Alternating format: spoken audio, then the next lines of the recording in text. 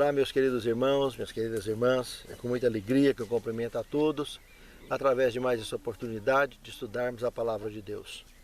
Eu gostaria de convidá-los para uma palavra de oração. Santo Deus, muito obrigado por mais essa oportunidade de abrirmos a Tua Palavra e tirarmos mais lições para a nossa vida. Dirige-nos, guarda-nos, abençoe-nos, perdoe nossos pecados e faltas, prepare-nos para o Teu reino. É o que te suplicamos, agradecidos em nome de Jesus. Amém.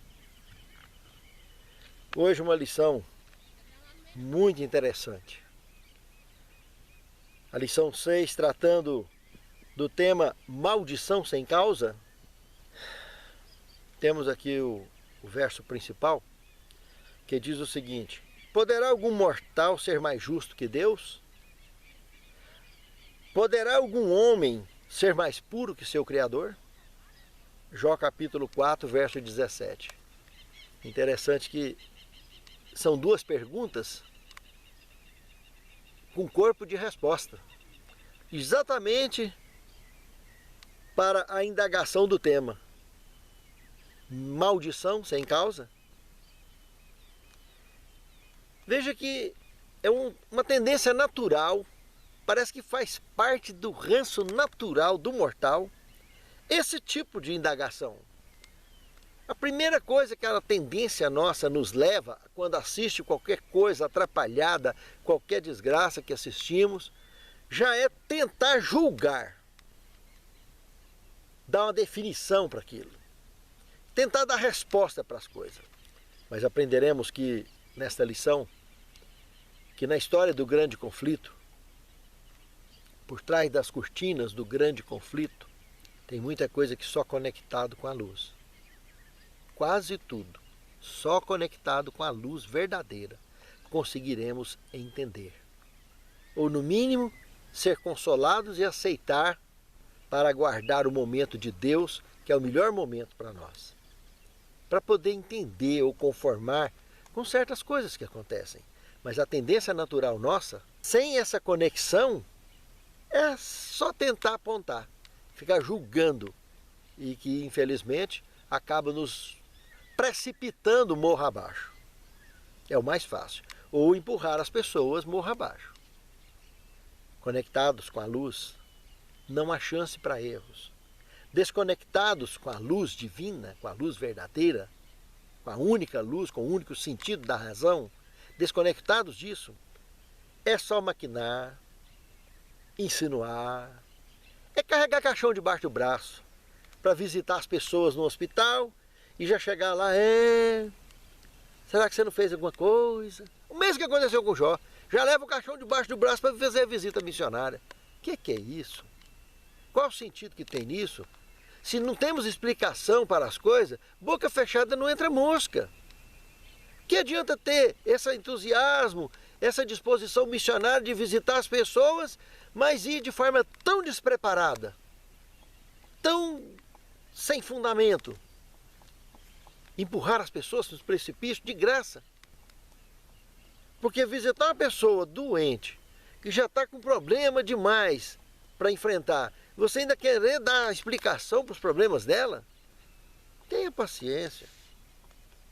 Precisamos estar conectados com a luz para encontrar palavras sábias, palavras ditas ao seu tempo certo, que são, como diz o sábio, maçãs de ouro em salvas de prata, é a palavra dita ao seu tempo certo. Essa questão de julgar é tão delicada que existem certos tipos de crimes que já foi criado o júri popular para dividir a responsabilidade com o juiz. Eles mesmos, a própria representantes da população, analisam e julgam certos tipos de crime. E isso é um alívio para um juiz na hora de fechar uma sentença. Lembrando que essa é uma tendência oriunda da divindade. Porque no Apocalipse capítulo 20, no verso 4, mostra o próprio Criador na hora de passar a régua, no caso do pecado, mostra exatamente o júri popular montados com seres que foram redimidos de todo o universo, que um dia caíram. Em todo o universo, dos que caíram no céu e dos que caíram na terra, terão representantes de seres que foram redimidos, que aceitaram fazer parte da raça eleita, fazendo parte desse grande júri popular, que é exatamente o que temos relatado em Apocalipse capítulo 20, verso 4. Mas precisamos entender que conectados com a luz tudo funciona. Mas sem conectar com a luz, qualquer tipo de julgamento é precipitação. São formas de colocar para fora coisas que nem nós mesmos estamos dando conta de segurar. Querer refletir nas pessoas aquilo que nós não conseguimos ser, isso é fanatismo, isso é desequilíbrio. E isso é um sinal que perdemos a sintonia com a luz. Precisamos de estar conectados com a luz viva da palavra do Deus vivo. As grandes questões, segundo o tema. Ao estudarmos Salmo 119, do verso 65 ao 72, junto com o livro de Jó, é como se conseguíssemos descortinarmos o grande conflito e lembrar de dois pontos muito delicados, que por trás daquela cortina do grande conflito existem duas coisas: os ditos indizíveis e as coisas inexplicáveis e ou sobrenaturais, mas que conectados com a luz, com a palavra do Deus vivo, teremos condições de decifrar dentro de um contexto da permissão do Senhor. Que de outra forma é frustrante tentar imaginar sequer solução para essas questões. Quando analisamos esse Salmo 119, na altura do verso 71 e 72, nós podemos perceber que o próprio salmista tinha um reconhecimento e é como se ele estivesse agradecendo por ter colhido, às vezes, uma colheita amarga de um plantio infeliz que ele fez, pelo fato simples dele ter aprendido a lição. O problema é quando o indivíduo não aprende a lição. Quando ele não está conectado com a luz, ao invés de aprender a lição, ele aumenta o seu nível de frustração e fica pior ainda a situação para ele. E eu diria que o pior ainda não é o fato de ignorar a palavra viva, as lições dadas pelo próprio Deus, seja impregnada na palavra de Deus, seja impregnada na natureza, conforme aquilo que plantamos, colhemos, etc., e colhemos até o que não plantamos nesse mundo, só descortinando o grande conflito e conectados com a luz para podermos entender esses ditos indizíveis, essas coisas sobrenaturais que às vezes acontecem. Mas o pior são pessoas que muitas vezes se comparam à madeira morta, dizendo: ah, pau que nasce torto até a cinza é torta. Ou se compara a animais como burro. Ah, burro velho não aprende a andar. Gente, jamais nós podemos nos comparar com qualquer animal. Eles têm a natureza dele, a vida dele, nós temos a nossa. São formas distintas de atividade, de vida e de convivência no planeta. E jamais nós podemos nos comparar a animais e muito menos nos comparar a madeira torta. Não, não pode ser assim. Nós somos seres dotados de inteligência, criados à imagem e semelhança de Deus. E não a imagem e semelhança nem de macaco e muito menos de burro. Muito menos ainda de madeira. E madeira morta, tenha paciência. É muita insignificância, além do que já somos de insignificantes diante da grandeza do eterno Deus. nos desvalorizarmos tanto da insignificância que já somos naturalmente diante da grandeza do eterno Deus. Afinal de contas, nós somos convidados a fazer parte de uma raça eleita e, conforme disse o profeta João, somos chamados de filhinhos e somos reintegrados na família de Deus. E isso não tem cabimento a pessoa que se compara com um pau, com um burro, querer fazer parte da família de Deus. E tem gente, às vezes, dentro da igreja com essa mentalidade. Nós não tem idade nenhuma que nós não podemos aprender grandes lições de vida, às vezes com as pessoas que você menos imagina, pela sua simplicidade, e você acaba tendo grandes lições de vida. Pense nisso, minha amada irmã. Pense nisso, minha amada irmã. As grandes questões da vida, às vezes, está embutida em valores de pequenas coisas, contidas à nossa volta. Não estão de trás de grandes projetos. Às vezes, do lado das coisas simples, está a solução de muitas das nossas indagações e questões da vida. Terceiro tema, já pereceu algum inocente? Isso é um trecho, entre aspas, na realidade, que foi dito por Elifaz, companheiro, amigo de Jó, relatado no capítulo 4, verso 7 de Jó. Se analisarmos Jó capítulo 2, verso de 11 a 13, descobriremos o primeiro ponto dessa questão, que os amigos de Jó, na realidade, analisando essa primeira parte, eles se condoeram com Jó, eles amavam Jó. E principalmente quando eles chegaram perto de Jó, eles passaram 7 dias. Eles ficaram tão aterrorizados com o que eles viram, que eles rasgaram as suas vestes, jogaram cinza para cima e ficaram com Jó calado 7 dias sem falar nada. Só que o sofrimento de Jó era tão grande. Os seus amigos, quando passaram 7 dias ali do lado de Jó, não conseguiram aguentar mais. Começou a tentar fazer alguma coisa para tentar resolver aquilo ali. E muitas vezes, quando tentamos fazer as coisas com as próprias mãos, são momentos letais, fatais, que acabamos por desandar com o resto da situação. É mais ou menos parecido com você tentar pegar alguém acidentado no chão, que já está quebrado, pode estar com a coluna quase quebrando, ou a vértebra do pescoço quase para romper, você vai tentar pegar ali no chão e acaba de matar, ou acaba de alejar. É mais ou menos isso que aconteceu com os amigos de Jó com Jó. Eles tentando ajudar, tentando achar uma solução, eles não viram da hora que estavam colocando para fora as imperfeições deles. Eles começaram a desestruturar na fé por assistir aquilo e não achar explicação, e começaram a colocar para fora a própria rebeldia deles para com Jó e criar um transtorno com Jó, sendo que graças a Deus Jó estava amparado, estruturado, uma fé genuína e verdadeira, que o levou a triunfar com vitória em cima de toda essa crise e servir de lição para os seus amigos e para todos nós, por que não dizer?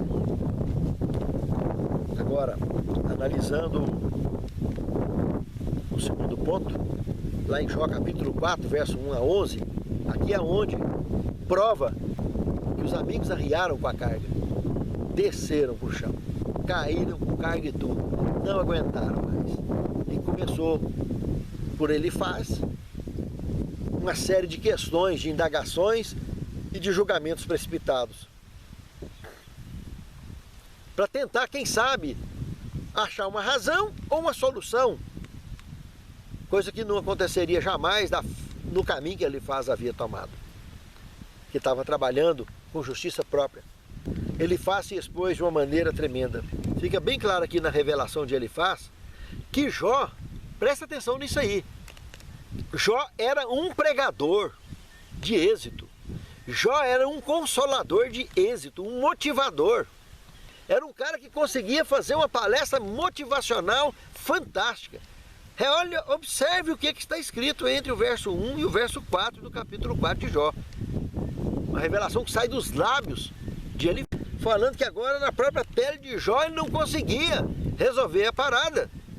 Como se Jó tivesse agido com hipocrisia a vida toda e agora teria feito alguma coisa que ele escondeu e está pagando pelo que fez. O que adiantava ter ficado pregando? O que tem do verso 1 ao verso 4 revela, deixa claro, que o que ele aprendeu com Abraão quando ele passou lá, ele não só se converteu, mas como se tornou um pregador de êxito, uma testemunha viva, uma coluna e baluarte de fé do verdadeiro Deus. Nem os amigos de Jó, ao ver Jó daquele jeito, conseguiram continuar olhando para Jó dessa maneira mais. Já olhava para Jó com um desprezo, a partir desse ponto em diante, do convívio sofredor com aquele amigo moribundo. E a doença da descrença e da desconexão com a verdadeira fonte de luz levaram os amigos de Jó a expor a doença do pecado que eles já estavam contaminados. Que na hora da prova mesmo, o que sobrou foi aquilo ali que eles estavam expondo. E não o que Jó estava expondo, que era fé, era confiança no Deus vivo. Só fica provado com a atitude deles que o que aconteceu ali mostra realmente que está desconectado com a fonte de verdadeira luz. Se colocar a mão na cortina do grande conflito, é só frustração, é só confusão, é só interrogação na cabeça e nada de solução. É só tristeza e decepção. É uma fé com ponto final. E fé não pode ter ponto final. A fé precisa de ser rígida, firme, ativa, objetiva. Quarto tema: um homem e seu Criador. Analisando Jó, capítulo 4, verso 12 ao 21, temos aqui coisas reveladas, normalmente ocultas, o que se passa no momento de sono profundo. Observe que aqui dentro desse contexto, quando se trata do sono profundo, fica aqui uma insinuação clara, como se Deus usasse aquele momento, o momento dos pesadelos, para nos treinar, para enfrentarmos o cenário da vida real. Lá naqueles momentos de sonho, de pesadelos e sonhos, na maioria das vezes, quem sabe nós somos perdedores. Mas na vida real, é exatamente o treinamento lá que nos fortalece para sermos vencedores. Segundo os especialistas, o momento de sono profundo dura em torno de 1h30. E por isso, o que sonhamos dentro desse momento, que é o único momento de sono realmente profundo que nós temos, é essa 1h30, das 6, 7, 8 horas que dormimos, só 1h30, de fato, estamos desligados, desconectados das atividades. Naquele momento ali, normalmente não acordamos fácil, dentro daquele momento de sono profundo. No momento de sono profundo, o que sonhamos, normalmente não acordamos. Como aquele sonho de Nabucodonosor, revelado em 2. O rei sonhou e esqueceu o sonho. E queria que todo mundo interpretasse na marra o sonho. Porque foi no momento de sono profundo. E geralmente, para lembrar de um sonho ou pesadelo que tivemos no momento de sono profundo, é só a custa de choque para lembrarmos. Tipo assim, sonhou com alguém morrendo, você levanta e não lembra, você sabe que teve um pesadelo, mas não lembra. Aí você assiste de repente um atropelamento na rua, alguém sendo jogado para cima, caindo no chão, você lembra do pesadelo na hora. Mais ou menos assim que funciona. O que nesses textos ele está tentando insinuar? Que Deus às vezes usa esses momentos que sonhamos ou que temos pesadelo para nos treinar para a vida real. É como se fosse um simulador. Isso sem falar quando aqueles sonhos, em alguns casos, que são permitidos por Deus, como sonhos divinos, né? Reveladores, aonde Deus usa para revelar as coisas aos seus servos, para que esses, por sua vez, possam transferir ou transmitir para o mundo ao seu redor as orientações de Deus. Como muito das Escrituras foi escrito dessa forma. E o mais interessante é que nesses momentos, nesses exercícios simulados ou reais desses sonhos, o que é mais importante é lembrar que nós precisamos, além dos métodos da vida comum, o Criador nos ensina como conviver melhor uns com os outros. E principalmente como nós, como criaturas, deveremos agir ao conviver com Deus, com o nosso Criador. Por isso, dentro do contexto de Jó, dos relatos de Jó, esse ponto temático, quem sabe uma forma mais sensata de avaliar a vida, dando valor a coisas aparentemente tão pequenas e tão simples. Quinto tema, o louco lançando raízes. Aqui nós temos no capítulo 5, ele faz sem perceber, ele acaba praticando a hipocrisia. Ensinando inclusive o que ele mesmo estava praticando, que era estar conectado com a luz, antes de ficar fazendo julgamento precipitado a respeito da vida do seu amigo. Ele estava exortando a Jó buscar a Deus, no capítulo 5. E sendo que ele mesmo não estava buscando para tentar entender aquilo ali, para entender o que estava de trás da cortina do grande conflito. Ele tentou explicar com os próprios lábios, tentou se defender a próprio punho, e é só tristeza. Temos vários textos na Bíblia Sagrada, como Salmo 37:10, Provérbio 26, capítulo 2, Lucas capítulo 1, versículo 52, Salmo 34:6, Hebreus 12:5, Oséias capítulo 6, verso 1, Salmo 33:19. Todos eles mostram as razões naturais de tudo aquilo que você planta e colhe nesse mundo, de maneira objetiva. Mas, relacionado com todo esse contexto aqui, 1 Coríntios 3,19 fala tudo. Que as coisas desse mundo é loucura para Deus. E, consequentemente, as coisas de Deus é loucura para o mundo. Como diz a própria palavra de Deus. E aí eu pergunto, qual é a sabedoria que é mais importante então para nós? Que pertencemos à raça eleita. É a sabedoria do mundo que é mais importante? Ou é a sabedoria divina? Porque o que estava acontecendo aqui com Elifaz é que Elifaz estava colocando para fora na marra o que ele mesmo não conseguia explicar. O descontentamento e as frustrações dele estava colocando para fora na marra e tentando acusar Jó de alguma forma para buscar razão, explicação para o que ele estava passando. Ele não conseguia suportar e muito menos explicar a experiência que ele estava vivendo ali com Jó. E ele, estando desconectado com a palavra viva do Deus vivo, piorou. Ele estava pondo para fora um desabafo, como se tentasse defender a próprio punho, o indefensável. E parecendo um louco, lançando raízes que só ia brotando loucura por onde passava. E é o que acontece, é um efeito dominó. Todos aqueles que tentam dar explicação para o inexplicável, sem conexão com a luz, é isso que acontece. Sempre será assim. Por isso que, sexto tema, julgamento precipitado. Eu diria que esse é o ponto mais duro desse golpe do engano fatal.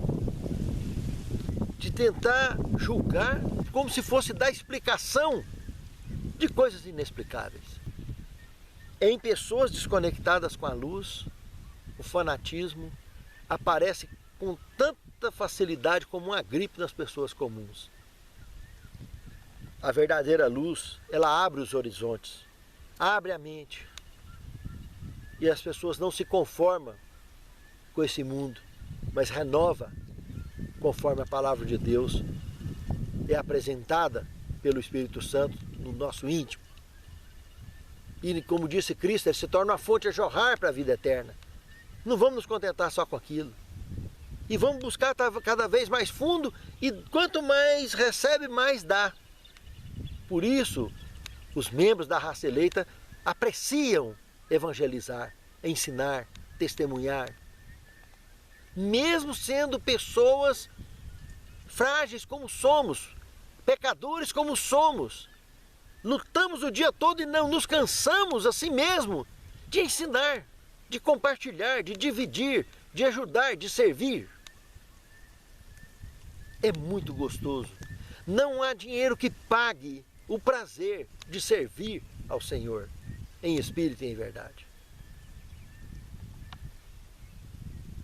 A falsa luz, aquela luz que Jesus falou, cuidado que a luz que há em ti não seja trevas.